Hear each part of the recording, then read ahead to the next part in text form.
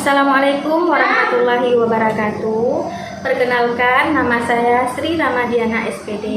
Saya mahasiswa PPG dalam jabatan Angkatan 3 tahun 2023 LPTK Universitas Islam Sumatera Utara. Pada hari ini, Selasa tanggal 5 Maret tahun 2024, saya akan melaksanakan uji kinerja. Berikut video UKIN saya. Terima kasih. Assalamualaikum warahmatullahi wabarakatuh. Selamat menyaksikan.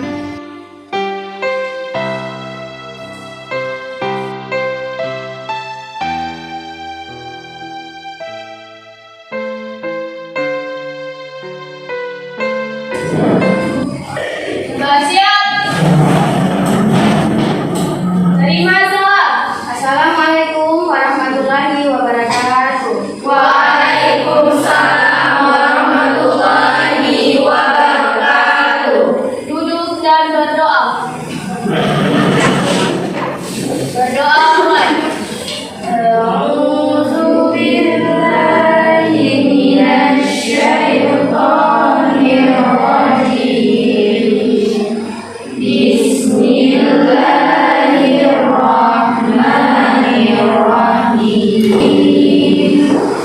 Rabbi zidni ilman warzuqni fahman.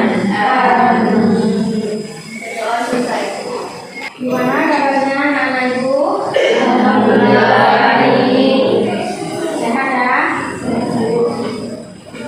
Ada yang tidak sehat? Ada. Kenapa Penny? Batuk. Udah minum obat? Ya, semoga Penny cepat sembuh ya. Ada yang tidak hadir hari ini? Ada Bu. Siapa? Si Agit. Agit hadir. Kenapa Agit ini? Enggak tahu Bu.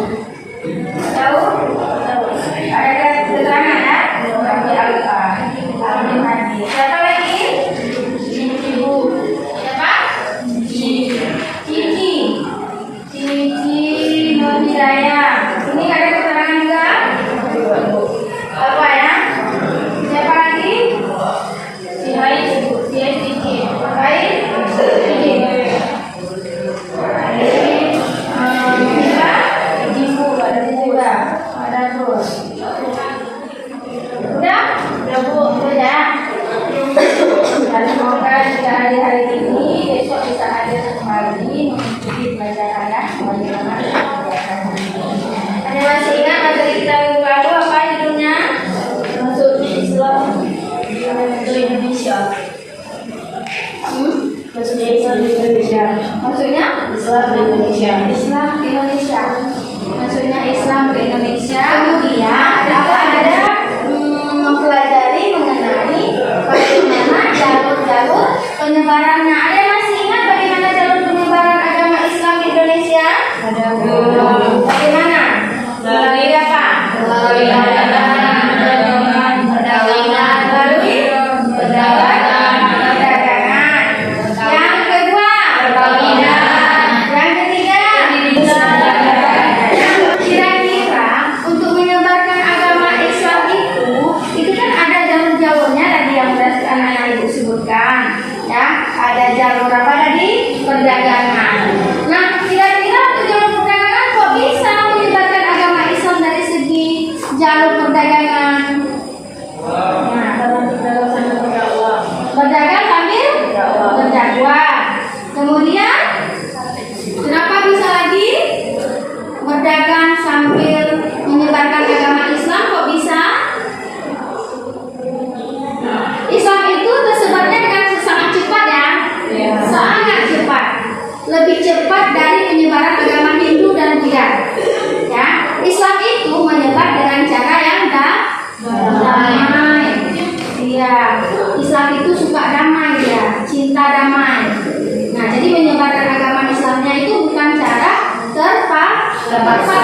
Contohnya aja bisa menyebarkan agama Islam melalui jalur perdagangan.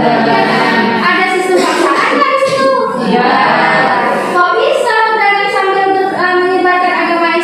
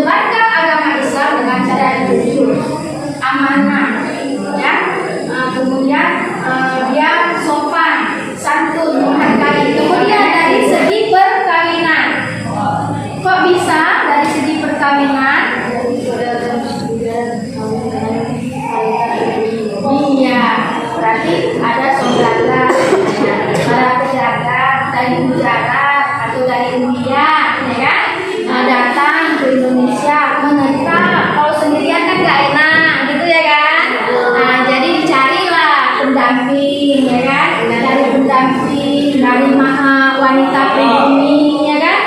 Yang wanita-wanita itu yang juga mungkin kadang memiliki niat untuk memerdekakannya, apalagi ada yang namanya budak, ya kan itu kan?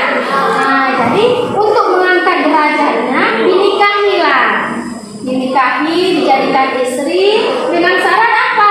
Kalau beda agama nggak usah menikah, ya kan? Kalau mau ikut agama saya, ayo silahkan. Nah, masuk agama saya kita menikah.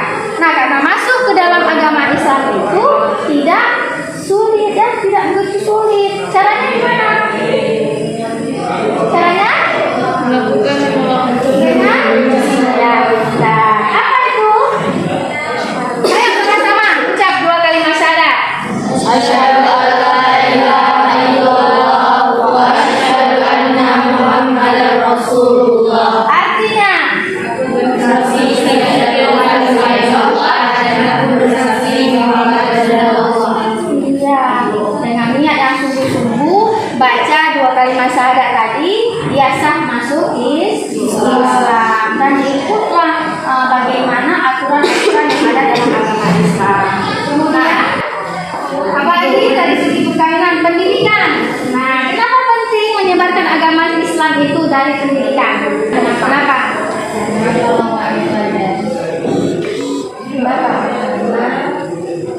Karena lebih mudah, ya kan? Orang banyak tertarik, ya kan? Apalagi dengan cara mendirikan apa? Iya, pesantren-pesantren, ya kan? Sekolah-sekolah. Jadi, ya, jadi lebih cepat nih dari saya masukkan. Apalagi dilihat dulu contohnya kan? Dilihat contoh gurunya itu ulama-ulamanya, ya kan? Ustadz-ustadznya. Nah, kayak wali-wali songo itu, ya kan? Mereka kan mendirikan pesantren-pesantren, ya kan? Nah, orang masyarakat melihat tingkah laku dari para wali songo. Wali songo ada nggak perbuatannya yang buruk? Ada? Yang muda, ya kan? Mereka memperlihatkan perbuatannya yang baik-baik. Nah, makanya orang tertarik. Ayo kita masuk, misalnya pesantren Sunan Ampel misalnya, kan? Ya, Ampel ada, ayo kita masuk. Nah, jadi lebih mudah di dalam pendidikan itu menyebarkan agama Islam. Karena ada tasawuf. Nah, apa itu tasawuf? Ajaran tentang bagaimana menyucikan jiwa. Iya, ajaran bagaimana tentang cara menyucikan hati, menyucikan jiwa, ya kan? Apalagi? Menjernihkan akhlak, tingkah laku, ya kan? Apalagi? Apa? Memperbaiki diri. Nah, ya kan? Dia tasawuf ini dia mengkaji tentang antara kedekatan kita sama Allah Subhanahu wa Ta'ala. Ya kan? Bagaimana cara kedekatannya? Ya? Dengan cara apa? Punya cara. Apa caranya? Sholat 5 waktu. Ya, apa lagi? Mengaji. Apa lagi cara? Berzikir. Apa lagi? Salawat. Apa lagi? Berpuasa di bulan Ramadan, berpuasa sunnah boleh. Apa lagi? Bersedekah, ya kan? Apa lagi namanya? Memberi makan anak yatim sama guys. Mereka menjaga anak yatim, itu kan itu kan penting, ya kan? Karena di dalam ajaran agama Islam itu kita harus bisa memberi makan atau menyantuni anak yatim. Nah, itu bagian dari tasawuf, karena itu bagian untuk mendekatkan diri kita kepada Allah Subhanahu wa Ta'ala. Ya, kemudian yang terakhir dari politik. Kenapa politik itu penting? Peranannya untuk menyebarkan agama Islam, Untuk mempermudah pembangunan suatu wilayah atau suatu negara. iya, untuk mempermudah menyebarkan atau memperluaskan suatu negara. Ya, apa lagi? Apa lagi? Dalam kerajaan misalnya, perlu nggak politik? Perlu. Kenapa perlu? Iya, untuk memperkuat kerajaannya. Jangan sampai karena perebutan kekuasaan Jadi kerajaan itu tidak bisa bertahan lama. Itulah yang terjadi pada kerajaan-kerajaan yang telah lalu, kerajaan Islam, kerajaan Hindu Buddha. Kenapa bisa runtuh? Ya kan? Akibat ada perebutan kekuasaan. Belajar kita pada hari ini itu mengenai kerajaan Islam di mana? Indonesia. Ya. Kira-kira kerajaan Islam di Indonesia itu yang tertua pertama sekali itu kerajaan apa? Kerajaan? Iya, Pasai. Nah, lokasi berdirinya di mana tempatnya? Di siapa rajanya? Iya, ada Sultan Malik As-Saleh. Ya, ada kerajaan-kerajaan lain nggak? Kerajaan apa? Yang kedua, Ada Darussalam. yang ketiga, yang keempat. Mana suaranya? Ternate dan Sendiri. Yang kelima, yang keenam. Nah, itu masih banyak kerajaan Islam lainnya. Tapi untuk kali ini poinnya ada 5 saja, kita pelajari dulu, ya kan?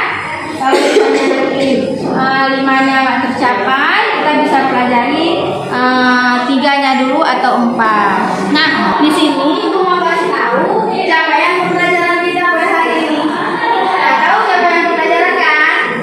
Tahu kan? Nah, capaian pembelajaran kita ini apa? Ada yang kita baca? Itu menganalisis serta mengevaluasi kerajaan. Yang semangat lah. Mana semangatnya nih? Nggak semangat sedikit dulu. Nah, kalau misalnya Ibu bilang selamat pagi, apa jawabannya? Pagi luar biasa. Sebentar ya. Semangat pagi. luar biasa. Sekali lagi, semangat pagi. luar biasa. Satu lagi, SMK. Bisa kerja, bisa kuliah. Semangatlah suaranya, ya. Yang semangat kan masih pagi, nggak boleh ngantuk-ngantuk, harus semangat. Udah semangat kita? Udah ya, nggak boleh ada yang tidur lagi ya. Nah, ini menganalisis serta mengevaluasi kerajaan Islam dalam lingkup lokal, nasional, dan global. Nah, ini tujuan pembelajaran kita. Coba ada yang bisa baca? Melalui diskusi dan melalui informasi peserta didik mampu menganalisis dan menyajikan perkembangan kerajaan Islam di Indonesia dalam lingkup global, nasional, dan lokal. Ya, Ibu mau karena materi kita mengenai perkembangan kerajaan Islam, tapi dalam lingkup nasional dulu, belum global. Ya, Ibu mau anak-anak itu harus bisa menganalisisnya. Ya, dengan hasil lagi analisis, Ibu mau anak-anak Ibu itu bisa menyajikannya. Menyajikan tahu kan? Harus bisa mempresentasikan dengan baik, dengan benar, dengan hebat, ya kan? Dengan seperti pemateri yang handal, ya kan? Nah, harus seperti itu. Ada manfaatnya. Nah, kira-kira apa manfaat belajar kerajaan Islam ini? Ada nggak manfaatnya? Yang pertama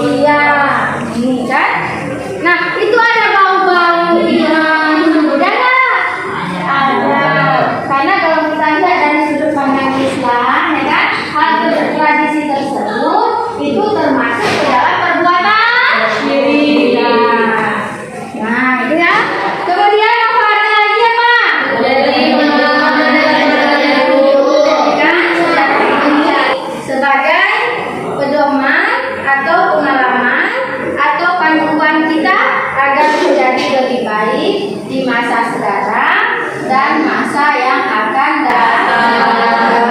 Kita masuk ke dalam kegiatan intinya. Sebelum kita membentuk kelompok, Ibu mau kalian pahami dulu video yang ada di sini. Tidak langsung oleh aturan yang pernah pemerintah sahabat saya adalah Sultan Maryam Soleh sebagai pendirinya atau dia adalah seorang pedagang dari Venesia yang singgah di Malaka yang merupakan jalur perdagangan India dan Tiongkok dengan negara keunggulannya akan saudara saya yaitu karena dikuasai oleh Portugis dan akibat dari perebutan kekuasaan. Lalu ada yang perang Soleh Kesultanan Demak. Untuk keagamaan sendiri, jumlah kebetulan sebagai pusat kebenaran. Nah, itu tadi video mengenai penjelasan kerajaan-kerajaan Islam yang ada di Indonesia. Nah, seminggu lalu Ibu ada kasih tugas nggak? Ada kan? Mengenai materinya kerajaan. Oh, nggak tahu materinya kan? Masih semangat nggak? Masih. Ya, masih pagi. Masih jam 10 masih pagi kan? Selamat pagi. Pagi luar biasa. Nah, terus mana? Ya, kan udah dikasih tugas kan? Udah dikasih project, ya kan? Projectnya rentang waktunya selama berapa?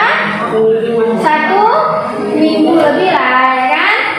1 minggu. Membuat apa projectnya? Membuat? Udah siap? Ada yang udah, ada yang belum? Yang belum, ya kita siapkan sekarang. Dan Ibu mau, anak-anak Ibu harus membentuk kelompok seperti yang sudah kita buat seperti yang udah Ibu kasih tahu nama-nama kelompoknya di minggu lalu. Ya, silakan membentuk kelompok. Udah ya? Jadi tugasnya yang formatnya belum siap, silahkan disiapkan, ya kan? Ibu kasih waktu selama 15 menit. Ibu kan?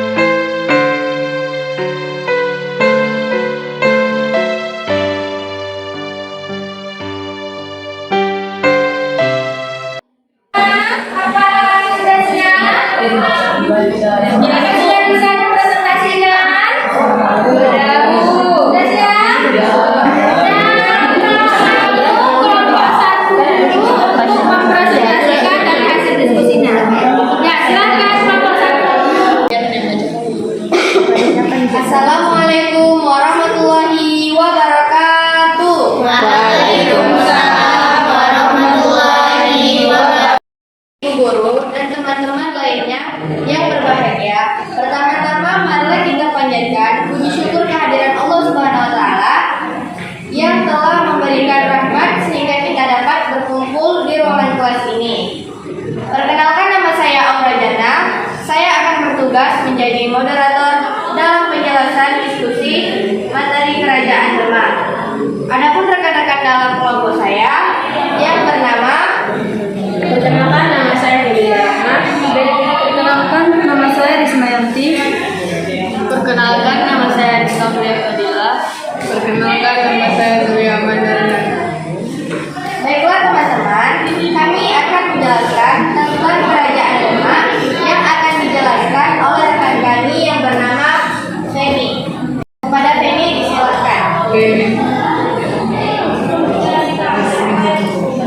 Baiklah, di sini saya akan menjelaskan tentang Kerajaan Demak.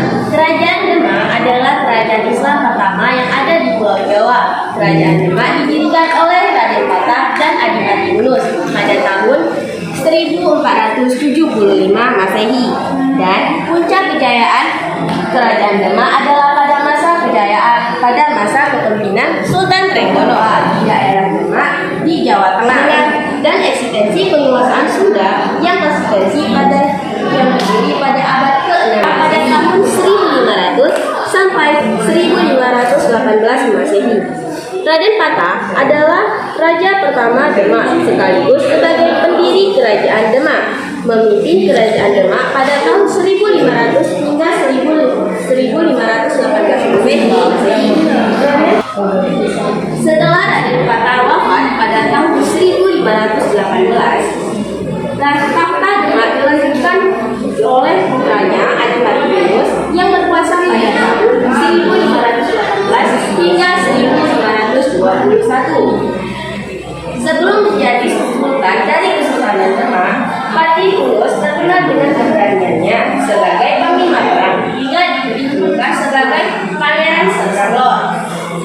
Dan yang ketiga adalah Sultan Trenggono yang berkuasa pada tahun 1521 hingga 1546.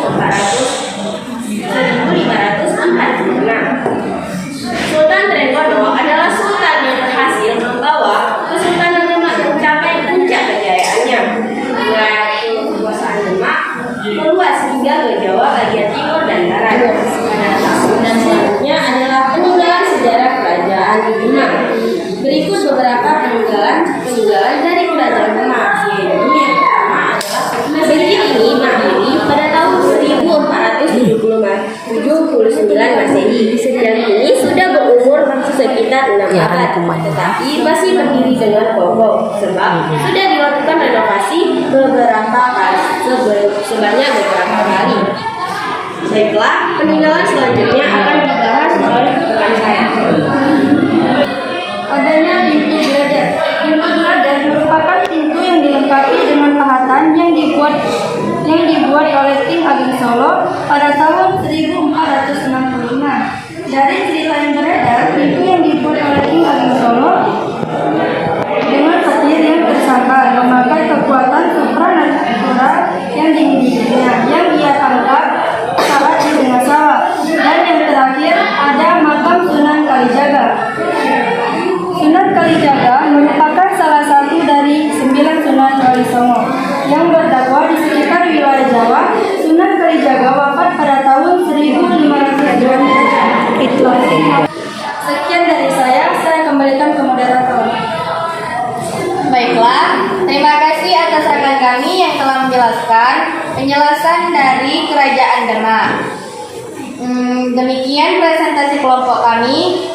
Saya akan membuka sesi pertanyaan. Adakah yang ingin bertanya dari kelompok 1 dan kelompok 2? Ingin bertanya? Silakan dipertanyakan. Assalamualaikum warahmatullahi wabarakatuh. Waalaikumsalam warahmatullahi wabarakatuh. Perkenalkan, nama saya Rona Tasbih. Saya utusan dari kelompok 2 ingin bertanya mengenai Kerajaan Demak. Apa yang membuat Kerajaan Demak begitu sukses dalam menyebarkan agama Islam di Jawa? Sekian, terima kasih. Wassalamualaikum warahmatullahi wabarakatuh.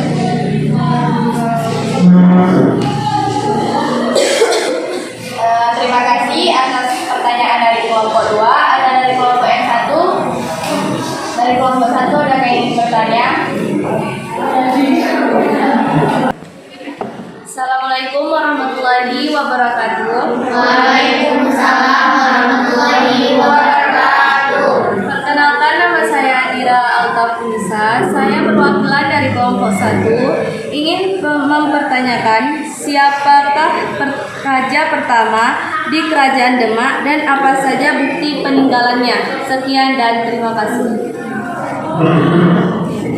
Baiklah, terima kasih dari kelompok 1. Izinkan kami untuk mencari jawabannya dulu terlebih dahulu. Kami akan menjawab pertanyaan dari kelompok 2 yang akan dijawab oleh rekan kami yang bernama Rehan. Assalamualaikum warahmatullahi wabarakatuh. Waalaikumsalam warahmatullahi wabarakatuh. Saya akan menjawab pertanyaan dari kelompok 2. Apa yang membuat Kerajaan Demak begitu sukses saat menyebarkan agama Islam? Ya, Kerajaan Demak menjadi pusat penyebaran agama Islam di bawah kepemimpinan Raden Patah dengan adanya peran sentral Wali Songo. Wali Songo atau 9 wali adalah tokoh yang sangat dihormati di Indonesia, khusus di Pulau Jawa karena peran historis mereka dalam penyebaran agama di Indonesia. Sekian dari saya. Terima kasih. Apakah puas? Puas. Saya kembalikan kepada moderator. Baiklah, terima kasih kepada rekan kami yang bernama Rehan yang telah menjawab pertanyaan dari kelompok 2. Selanjutnya, kami akan menjawab pertanyaan dari kelompok 1 yang akan dijawab oleh rekan kami yang bernama Rizka. Kepada Rizka kami persilakan.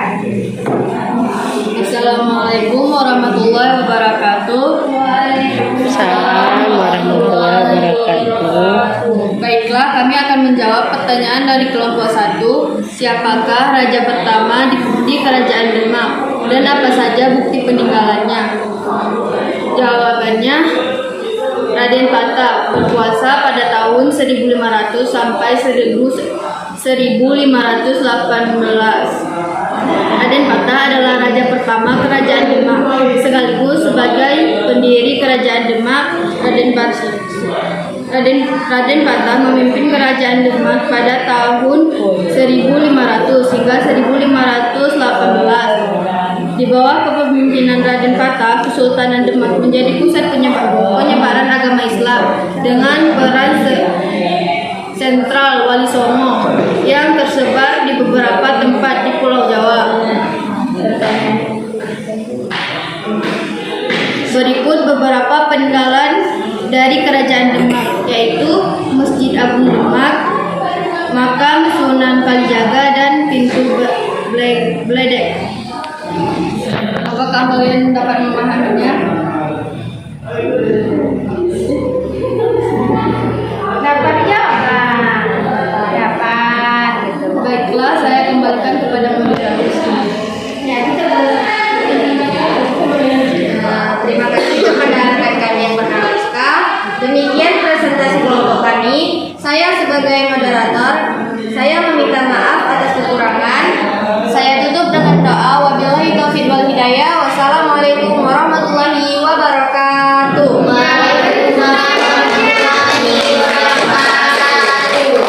Terima kasih ya kepada kelompok 3 yang bisa mempresentasikan hasil diskusinya. Nah, berhubung kita waktu tidak mencukupi ya, jadi kita tidak bisa melanjutkan presentasi kelompok 1 dan kelompok 2 sama 1 ya. Nanti kita lanjutkan di minggu depan dan harus siap-siap. Nah, jangan tidak siap lagi ya. Ini produknya ada yang tidak siap. Jadi untuk minggu depan itu dari materinya, persiapan untuk presentasinya itu harus disiapkan sematang mungkin, sebagus mungkin, jangan setengah-setengah. Dan pop-up-nya juga ya Rizka. Pop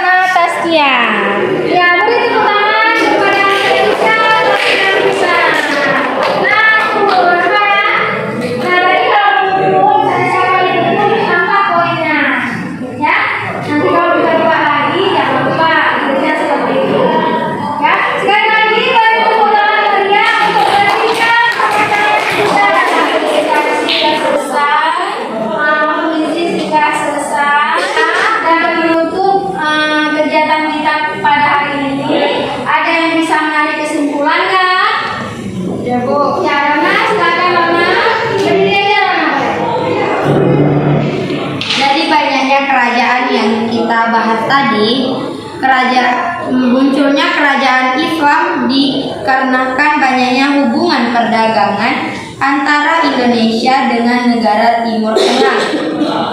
Hal ini dikarenakan di mana Islam sangat memiliki pengaruh di kehidupan masyarakat yang sangat kuat, sehingga Indonesia sangat berhubungan baik dengan Timur Tengah.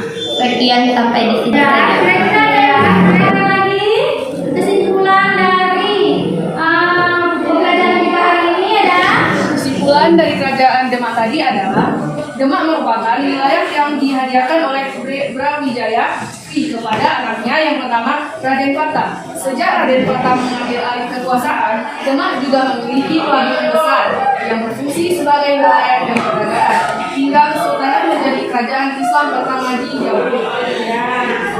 Nah, untuk kesimpulannya dari cerita sama Lona dan juga Ida, dan intinya kesimpulan kali ini kita bisa membahas kerajaan Demak, kerajaan Samudra Pasar, dan kerajaan Ternate dan Tidore. Walaupun buat kelompok belum presentasi, nanti akan dilanjutkan untuk minggu depan. Dan kerajaan Demak kita sudah tahu siapa rajanya, ya kan? Siapa apa peninggalannya, di mana letaknya, tahun berapa, kita sudah tahu. Nah, semoga minggu depan anak-anak itu menjadi lebih baik lagi dalam memahami materinya, lebih menguasai lagi,